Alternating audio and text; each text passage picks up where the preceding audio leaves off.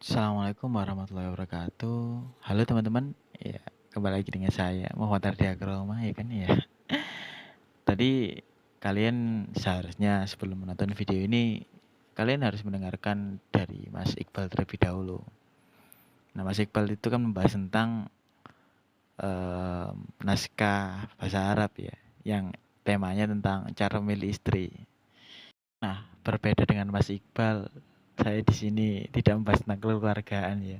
Jadi kalau kalian ingin bahas tentang kekeluargaan, kalian bahas sama kalian lihat di Mas Iqbal aja. Di sini berbeda dengan Mas Iqbal yang berdasarkan dengan buku fikih sunnah, saya di sini berdasarkan dengan Histories of Islamic Legal Theories. Dan tema yang saya bahas kali ini adalah following authoritative opinion atau taklid. Ya, semoga saja kalian enjoy dengan bahasan kali ini. Ya, kalau kalian tidak enjoy ya, enjoyin aja ya. Semoga bermanfaat di kemudian hari. Amin. Oke, saya mulai.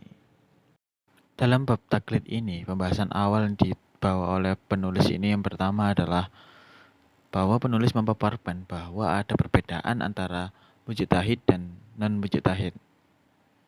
Nah, yang non-mujtahid ini lebih dikenal dengan kata pengikut atau peniru. Dalam bahasa Inggris yang tertulis di sana kan ada tulisannya follower or imitator. Nah, inilah yang disebut dengan muqallidin yang berasal dari kata muqallid. Dengan kata lain, siapapun yang bukan mujtahid adalah muqallid. Golongan muqallid ini pada dasarnya dalam buku ini tertulis bahwa muqallid ini dibagi menjadi dua. Yang pertama adalah mereka yang ahli hukum dan yang kedua adalah mereka yang awam.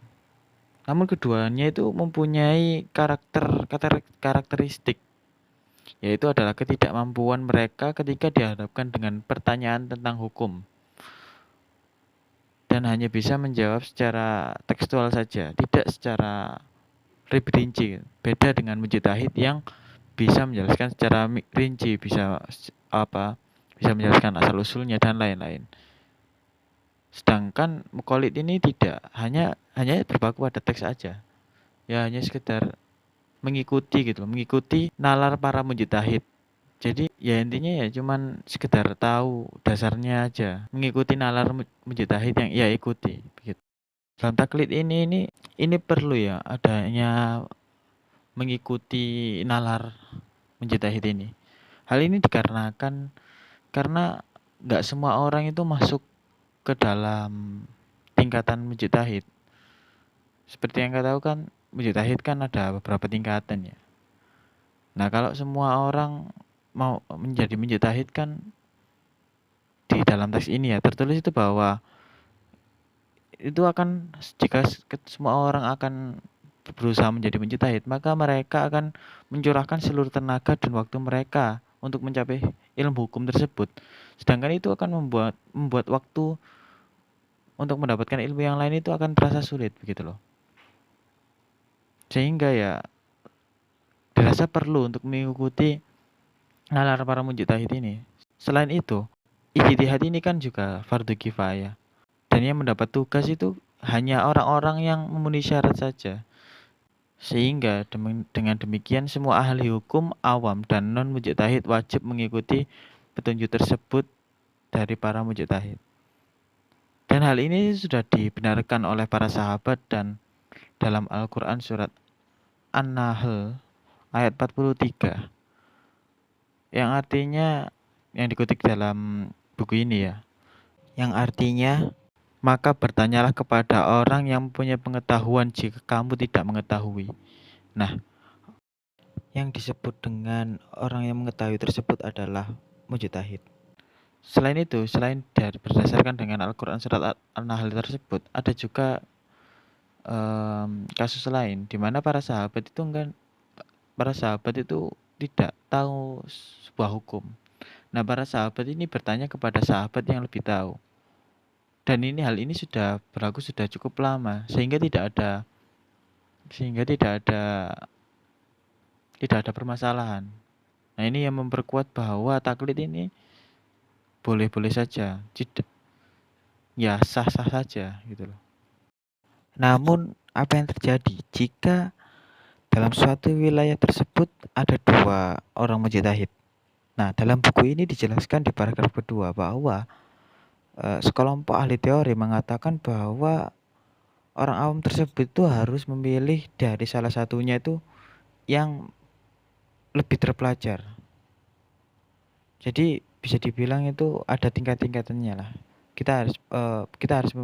Orang awam tersebut itu harus memilih yang tingkatannya, yang pengetahuannya lebih tinggi. Namun ada ahli teori lain yang berpendapat bahwa ketika ada 2 mujtahid atau lebih dalam suatu wilayah, maka kita bisa memilih apa yang kita mau tanpa melihat apakah ia lebih terpelajar atau tidak, begitu. Hal ini didasarkan oleh surat An-Nahl ayat 43 yang artinya maka bertanyalah pada orang yang punya pengetahuan. Jadi di sini itu sangat umum, tidak harus pada orang yang tingkatannya lebih tinggi lah atau apalah begitu. Nah, hal ini dilanjutkan di paragraf ketiga yang mana tertulis bahwa kan ketika memilih memilih salah satu tidak pada orang terpelajar atau tidak. Yang penting di sini adalah karakternya itu bisa dipercaya atau tidak. Ingat ya, di sini tertulis apabila mujtahidnya ada 2 atau lebih. Jika tidak ya tidak perlu membandingkan, langsung pilih itu aja daripada ribet begitu. Nah, di paragraf selanjutnya ini lebih parah membahas tentang mujtahid ya.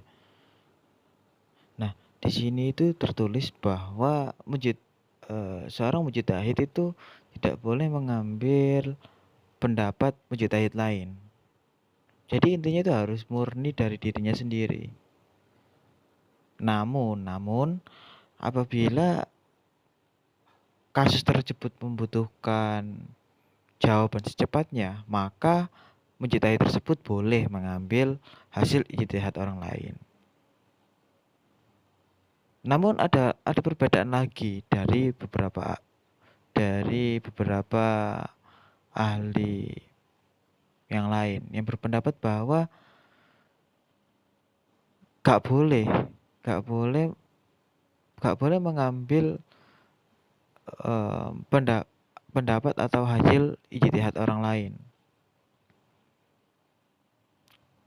jika walaupun jika hal tersebut membutuhkan jawaban secepatnya, maka mujtahid tidak diperkenankan menjawab. Di sini tertulis bahwa bahkan orang awam tersebut disuruh mengikuti apa kata hatinya. Hal ini dicontohkan di sini tertulis bahwa ada seorang muslim yang ada di tengah pasir terus tidak menemukan air atau alat bersuci apapun. Dan di sini tertulis tidak menemukan pasir untuk tayamum. Mungkin ya sebenarnya tayamum tidak perlu pasir sih. Ya, di sini tertulis seperti itu ya. Jadi intinya tidak bisa bersuci. Nah, di sini kan butuh waktu untuk segera mendapatkan jawaban kan ya. Nah, di sini tuh para ahli yang pendapat kedua ini berpendapat bahwa ia harus langsung sholat gitu. Nanti ketika ia melanjutkan perjalanan lagi, terus menemukan air, maka ia harus bersuci, lalu ia baru sholat. Begitu. Jadi perbedaan antara ahli yang pertama itu berpendapat bahwa ia benar tidak boleh mengambil hasil ijtihad orang lain, namun apabila ia diperlukan jawaban secepatnya, maka diperbolehkan mengambil hasil ijtihad orang lain. Namun berbeda dengan ahli yang pertama tadi, ahli yang kedua berpendapat bahwa tetap tidak boleh. Bahkan menyuruh untuk orang awam tersebut yang bertanya tentang kebutuhannya tersebut itu mengambil apa yang ada di hatinya, mengikuti apa kata hatinya, gitu. Ya, sekian dari saya, kurang lebihnya saya mohon maaf ya. Jika ada saya salah-salah kata, saya mohon maaf yang sebesar-besarnya. Langsung kalau mau bertanya langsung saja di grup ya. Nanti Mas Iqbal yang dengan tema cara memilih istri akan menjawab, sedangkan saya dengan tema taklid ini akan berusaha menjawab. Ya, saya mohon maaf jika ada kurang-kurangnya karena saya tidak begitu paham untuk mengartikan teks Inggris ini ya, agak sedikit pusing. Ya udah sekian dari saya. Wassalamualaikum warahmatullahi wabarakatuh.